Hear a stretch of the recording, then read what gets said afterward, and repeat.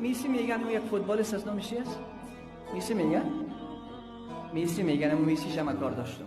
1 میلیون دلار در اسرائیل کمک کرد به خاطر سرکوب کردن فلسطین.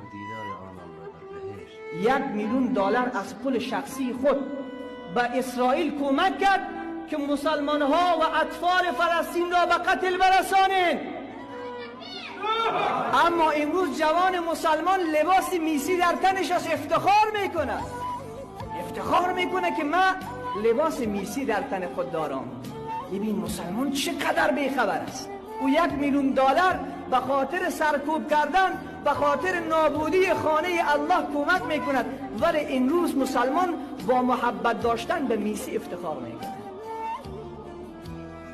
قضاوت به دست خود شما عزیزان، قضاوت به دست خودتان. برو این صفحات یوتیوب را جستجو بکنید که می کار میسی کرده نکرد.